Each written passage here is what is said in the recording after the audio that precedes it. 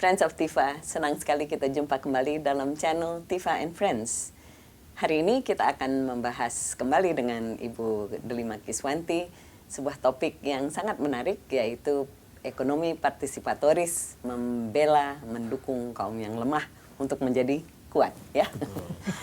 Jadi selama ini kan Mbak Kis sebetulnya bercokol, beredar di dalam dunia keuangan, dan itu adalah salah satu keahlian Anda. Dan di dalam karir Anda banyak sekali Anda melakukan pendampingan atau pendukungan terhadap konsep-konsep pendukungan penguatan ekonomi bagi mereka yang lemah. Di titik ini di dalam Republik Indonesia kita lihat wilayah itu sekarang sudah sampai mana?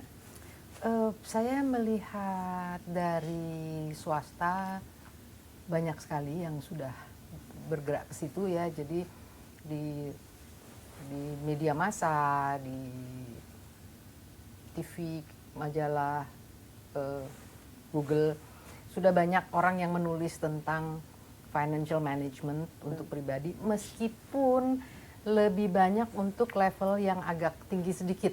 Jadi buat pegawai yang penghasilannya sekian juta sebulan, belum cukup banyak untuk misalnya pengusaha kecil yang jualan pisang goreng kayak gitu. Mungkin memang medianya harus beda. Mungkin ada bagusnya kalau pemerintah juga ikut berpartisipasi di sini, karena pemerintah itu kan pingin sekali untuk memajukan dunia ekonomi kecil seperti ini, memperkuat orang dan lain-lain. Tapi selama ini yang saya lihat itu lebih banyak berbicara tentang pemberian kredit. Saya nggak tahu itu idenya dari mana, tetapi sejak saya mulai memperhatikan masalah ini, itu selalu memberdayakan orang kecil, itu selalu dilakukan dengan pemberian kredit. Malah ada yang mengatakan kredit adalah hak asasi manusia. Padahal dari pengalaman dan ilmu yang saya dapatkan di tempat kerja saya di Semarang, Purbadanarta, itu kredit itu hanya bagus kalau orang tahu bagaimana mengelola kreditnya. Kalau enggak bisa dipakai buat macam-macam, sehingga pendapatan hasil yang diperoleh dari pinjaman itu tidak cukup memadai untuk mengembalikan kreditnya, dan itu akan membuat orang miskin menjadi orang miskin yang banyak utang. Nah, saya kira kuncinya di situ. Jadi dengan kredit itu hanya bagus kalau orangnya punya kemampuan manajemen keuangan. Bagaimana caranya supaya mayoritas rakyat Indonesia itu bukan hanya mengetahui tapi juga termotivasi untuk mengelola keuangan dengan benar. Saya kira ini adalah sebuah program besar yang bisa banyak sekali pengaruhnya terhadap perkembangan ekonomi dari seluruh negeri ini, gitu. Jadi di sini ada dua hal, ya. Yang pertama, kalau menurut hemat saya itu program TV maupun penasehat keuangan pribadi yang kita bisa hire, itu kan dilakukan oleh profesional muda kelas menengah yang gajinya tetap di atas 6 juta, dan dia mengelola keuangan itu supaya dia bisa membayar rumah dalam 25 tahun, dia bisa beli mobil, dia bisa menyekolahkan anaknya nanti di Harvard ketika anaknya sudah usia 20 tahun. Dan hal itu tidak terpikirkan oleh si tukang tukang jualan pisang goreng. Nah, hal yang kedua yang Mbak Kis ngomong adalah kredit bukan jalan keluar bagi si ibu tukang nasi goreng, pisang goreng itu. Apa dong jalan keluarnya? Ya, jadi yang paling penting adalah dia bisa ngelola keuangannya. Sederhana sekali, kalau kita lihat tukang pisang goreng itu kan dia beli pisang, lalu dia goreng, lalu dia jual, itu keuntungannya itu lebih dari 100%. Nah, terus dia kalau misalnya dia mau menaikkan omsetnya 2 kali lipat, itu mungkin dia cuma perlu tambahan uang 100.000, dan 100.000 itu adalah penghasilan dia kemarin, keuntungan dari usaha dia kemarin, atau apes-apesnya hasil seminggu terakhir lah. Nggak perlu dong dia minjem uang 500.000 yang dibayarnya selama setahun untuk meningkatkan omset seperti itu. Yang diperlukan adalah bagaimana dia tahu bahwa keuntungan itu kalau dihabiskan berarti dia nggak tambah kaya. Kalau modalnya dihabiskan berarti dia tambah miskin. Tapi kalau dia simpan sebagian, itu bisa jadi membuat usahanya tambah besar. Sesederhana itu, tapi itu ternyata perlu latihan, perlu penyadaran, dan mestinya dari sejak SD ya diajarin ya. Sebagai praktisi ekonomi mikro ya, BPR itu apakah memang dampak adanya BPR itu betul-betul terasa dan bermanfaat, Mbak? Karena namanya bank perkreditan rakyat, ya. ya. Jadi konsepnya Dan kredit apakah peran itu memang tidak bisa dimainkan oleh bank-bank lain? Menurut saya BPR itu mengambil peran yang sedikit berbeda dari perbankan umum. Ya, perbankan umum itu dia punya kelebihan dalam hal teknologi, dalam hal kemampuan untuk publikasi, menciptakan produk baru dan sebagainya. Dia bisa melayani untuk yang retail nih ya, kita nggak ngomong yang corporate. Retail dia bisa melayani banyak orang sekaligus dengan produk yang rupa-rupa. BPR punya kelebihan karena pengambil keputusan utama, pemilik dan direksinya, itu sangat dekat dengan pengguna jasanya. Jadi birokrasinya lebih simpel. Lebih simpel dan dia sangat fleksibel gitu. Jadi ketika ada produk kesenangannya Mbak Debra BLU itu, ketika ada BLU itu yang bisa nangkep dengan cepat itu adalah BPR. BLU apa? Badan Layanan Umum. Jadi pada waktu itu pemerintah kita ingin memanfaatkan sebagian dari dana reboisasi yang ada di Departemen Keuangan dipinjamkan untuk kegiatan-kegiatan yang ramah lingkungan dan merehabilitasi hutan. Nah itu dana ini disalurkan melalui BLU menggunakan tangannya bank dan BPR. Dan terjadi revitalisasi dalam perputaran keuangan ya? Ya, dan kemudian hal-hal yang semula tidak terpikirkan itu bisa dilakukan. Jadi hutan bertambah baik, kemudian pemanfaatan tanah yang tadinya terlantar menjadi hutan yang cantik yang dimanfaatkan menghasilkan uang buat perorangan maupun desa itu terjadi melalui program ini. Ya, mungkin lain kali kita ngobrol soal itu ya Mbak ya. Tapi yang bisa menangkap dengan cepat, menyesuaikan diri dengan tuntutan dari program BLU ini adalah BPR. Kalau bank itu agak susah dia, karena jaraknya jauh, birokrasinya panjang, teknologinya udah rigid dan lain-lain. Dan jadi memang orientasi cari untungnya terlalu besar ya? Enggak juga, kalau untung mah semua juga mau. Jadi apa? Enggak lah, jadi memang sifatnya berbeda ya. Sifatnya berbeda. Jadi jenis layanannya, kelebihan kekurangannya beda BPR sama bank umum. Dan bagusnya yang saya tahu, saya awam soal ini, tapi saya punya beberapa teman yang punya usaha mendirikan BPR. Jadi individu-individu yang sedikit punya modal mendirikan BPR. Nah, apakah itu memang karena itulah BPR efisien gitu? Tapi sejauh mana BPR bisa benar-benar menjadi akses ekonomi yang aspiratif untuk masyarakat bawah? Semua itu sangat tergantung dari apa yang ingin dilakukan oleh pendiri dan pemilik BPR. Ya.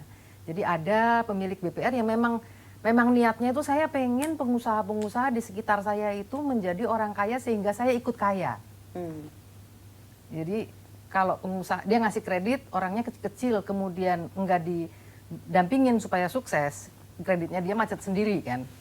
Tetapi kalau dia ngasih kredit kemudian dia bantu orang-orang itu supaya bisa bayar utangnya dengan baik, orang ini tambah makmur, pinjamannya makin gede, BPR-nya makin besar. Jadi kalau memang niatnya si pendiri itu membangun seperti itu ya dengan sendirinya sangat positif ya. Tapi ada juga yang pengen cepet aja kan. Pokoknya saya ngasih kredit buat konsumsi, buat beli TV gitu. Ya udah dia ngejar. Ya baik-baik aja, tetapi itu secara kesejahteraan masyarakat nggak banyak pengaruhnya. Tapi kan nggak lazim lah, masa orang pinjam uang, pinjam kredit untuk beli TV konsumtif. Banyak kali. Prakteknya banyak ya. Tapi itu tidak bisa dideteksi oleh sistem manajemen di bank BPR itu misalnya. Lah itu bagian dari produk. Banyak banget. Aduh sering kali terjadi itu, saudaraku. Itu pegawai-pegawai itu gaji belum naik. udah kedengeran sama perbankan, sama orang marketing perbankan, udah ditawarin dulu. Nanti ya kalau gajinya naik, kan berarti kamu punya tambahan uang sekian. Beli ini cicilannya sekian gitu. Jadi begitu gajinya naik, dia udah kredit langsung. Ada. Jadi bagian inilah yang harus ada pendidikan masif ya, pendidikan Betul. masyarakat. Yang saya sangat ngeri hari-hari ini kan adalah pergi dulu sekarang, bayarnya belakangan. Itu kan agak edan kan, orang pergi melanglang buana di Asia Tenggara, duitnya belum ada dan lalu seumur hidup dia akan Cicil, harus ya. bayar. Ya.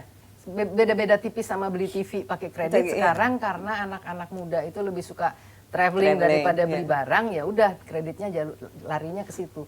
Ya itu salah satu cara untuk ngambil untung.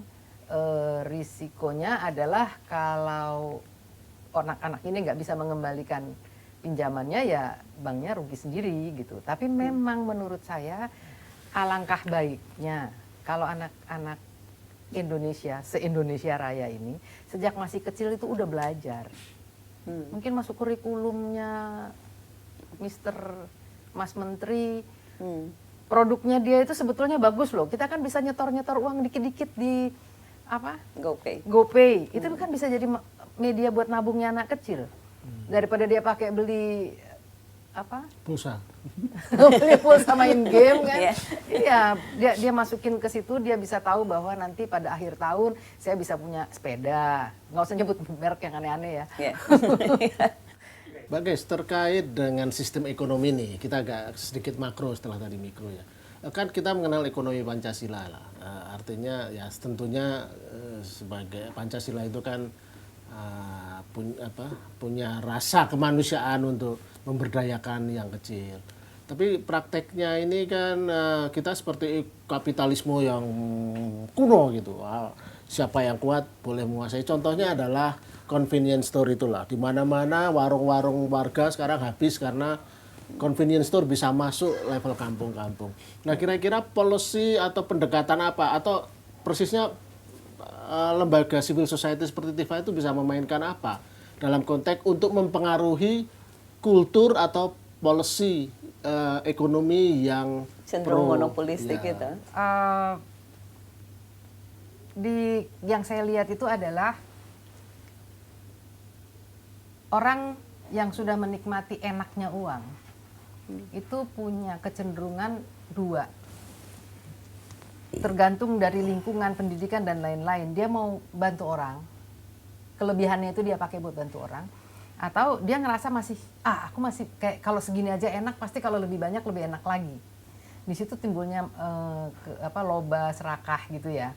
Nah, kayaknya yang selalu disalahkan dari kapitalisme itu adalah menempelnya keserakahan dengan sistem yang kita sebut kapitalistik ini. Jadi kesan saya memang di Indonesia itu tidak ada sesuatu untuk meredam kecenderungan serakah ini, karena itu lebih enak daripada berbagi. Di beberapa masyarakat, saya balik ke Papua, itu mereka masih punya budaya atau kebiasaan yang kebersamaannya sangat kuat. Mungkin kalau teori yang baru yang disebut the commons itu mungkin masuk sesuai dengan gaya hidup di Papua. Tapi itu bagaimana supaya ada sesuatu yang meredam keserakahan ini sehingga apa yang terakumulasi itu bisa bermanfaat buat lebih banyak orang. Nah, ini yang menurut saya perlu bagaimana dengan sistem koperasi? Ya. Itu kan kebijakan kita kan koperasi sebetulnya. Iya, koperasi itu kan sebetulnya teoritis bagus banget. Tetapi orang Indonesia itu kan sedemikian cerdasnya sehingga dia selalu menemukan loopholes. Di Indonesia tuh berapa sih koperasi yang betul-betul ngakalin ya? Berapa banyak sih koperasi yang betul-betul koperasi yang didirikan oleh banyak orang untuk mensupport kebutuhan ekonominya mereka? Hampir nggak ada. Yang saya dengar di Jepang sukses tuh sistem koperasi, bahkan di media-media di sana itu badan hukumnya koperasi. Yang saya lihat itu gini, koperasi itu akan berhasil kalau beberapa orang yang punya kegiatan ekonomi yang sejenis atau punya sejenis lah, setara,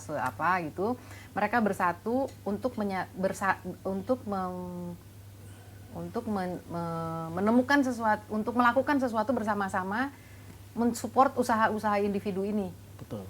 Ya, jadi kalau misalnya tukang jual kue, mereka bikin koperasi, kalau di Semarang namanya paguyuban, supaya mereka bisa bersama-sama beli tepung lebih banyak, lebih murah. Cooperation kan kerja Yang bersama. seperti itu. Nah, di Indonesia yang banyak itu kan orang-orang yang nggak melakukan apa-apa, terus bersatu bersama-sama untuk melakukan usaha. Memulai usaha itu sendirian aja susah. Apalagi 10 orang, idenya 10 macem, gimana nggak gagal?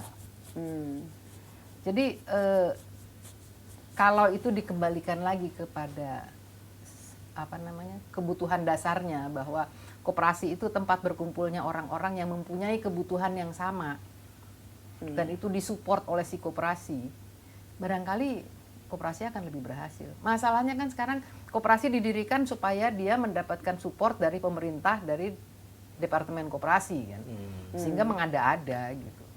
Oke. Nah, ini balik lagi, jadi sebetulnya ada kebutuhan yang sangat besar untuk pendidikan massal, dan ada kebutuhan untuk sebuah policy pemerintah yang lebih tepat guna bagi cara kita mengelola uang, atau cara kita anti trust, anti monopoli, atau bagaimana kalau dari sudut pandang keuangan mikro? Kalau pendidikan menurut saya memang itu penting banget, penting sekali. Jadi sebetulnya kan orang tua itu bisa dikendalikan sama anaknya. Kalau anak-anak SD itu semua diberi kesadaran tentang pentingnya mengelola uang dengan bijak, bagaimana dia memikirkan kebutuhan yang akan datang, itu anak-anak itu bisa ngajarin ibunya untuk lebih bijak. Jadi dari sisi pendidikan menurut saya, dari sejak pendidikan dasar itu penting banget. Dari segi policy itu juga nggak kalah penting menurut saya. Barangkali Tifa bisa bermain di sini. Itu kan banyak sekali terjadi keputusan peraturan atau kebijakan pemerintah yang dibuat untuk mencapai sesuatu dengan sangat cepat. Oke, kita perlu masyarakat itu punya usaha dengan membentuk koperasi. Oke, kita beri insentif orang yang mau bikin koperasi, akhirnya kan terbentuk koperasi yang abal-abal. Padahal sebetulnya yang diperlukan jalan yang lebih pelan tapi lebih menghasilkan, dan ini kan nggak ada yang mau pelan-pelan. Jadi koperasi akal-akalan. Itu mayoritas. Contoh yang menarik, pernah suatu saat Tifa punya sebuah program mencoba memberdayakan satu jenis kumpulan masyarakat yang melakukan kegiatan yang sama, kok saya lupa sekarang apa ya. Tapi Cemberana itu bukan adat. Kenapa? Bukan. Mereka punya usaha desa, dan lalu ada contoh yang keluar dari yang melakukan pendampingan. Dia menunjukkan contoh Rabobank di Belanda, yang adalah kumpulan ribuan usaha yang sama, yang sejenis, yang saya lupa bergerak di bidang koperasi sebetulnya. Pertanian ya mereka ya. Pertanian, dan lalu itu menjadi koperasi simpan pinjam, dan kemudian berkembang menjadi bank skala internasional. Tetapi di Belandanya sendiri dia masih tindak tanduknya, perilakunya masih seperti koperasi seperti itu. Itu kan contoh sukses besar kan. Kenapa kita tidak bisa mencetak satu cerita sukses yang agak mirip? Jadi itu diinisiasi oleh program Tifa, Mbak? Ya.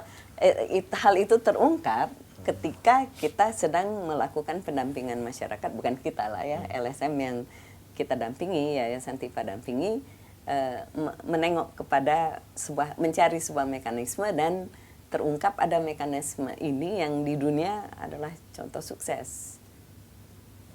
Ya, semestinya sih bibit-bibit di Indonesia juga ada ya. Di credit union itu salah satu bentuk koperasi yang dibangun untuk berjalan sebagai sebuah koperasi yang sebenar-benarnya koperasi, dimiliki oleh anggotanya, berkegiatan untuk membantu anggotanya gitu. Dananya juga dari simpanan anggota dan pinjamannya juga buat anggota. Saya kelihatannya sudah cukup lama berjalan, saya sendiri nggak ngelihat dari dekat, apalagi sekarang bagaimana kondisinya, tapi itu salah satu upaya masyarakat untuk membuat koperasi yang beroperasi benar-benar dengan jiwa koperasi. Apakah kita akan mencapai seperti Rabobank? Ya saya juga nggak baca ya sejarahnya si Rabobank dulu seperti apa gitu. Mengapa tidak? Mengapa tidak? Tetapi itu kan membutuhkan satu kelompok besar orang yang punya ide yang kurang lebih sama. Mungkin juga kondisi regulasi dan lain-lain yang mendukung. Ikut mendukung. Ya. Dan mungkin juga pengelolanya, board of directors-nya juga sangat kuat dalam bidang itu. Saya kira topik kita sangat menarik dan penting sekali ya Mbak Kis kali ini. Dan sebetulnya sebagaimana tadi Mbak Kis tawarkan, sebetulnya solusinya mudah sekali. Mudah tapi sulit dilaksanakan, yaitu sebuah edukasi massal yang dimulai dari sangat awal dan berlanjut sampai kita semua menjadi orang Belanda yang hemat hidupnya. Yang agak sulit ya dilakukan. Friends of Tifa, demikian bincang-bincang kita kali ini tentang ekonomi partisipatoris dengan Ibu Delima Kiswanti, yaitu seorang pengawas dari Yayasan Tifa. Kita akan jumpa kembali dalam channel Friends of Tifa di lain kali. Sampai jumpa.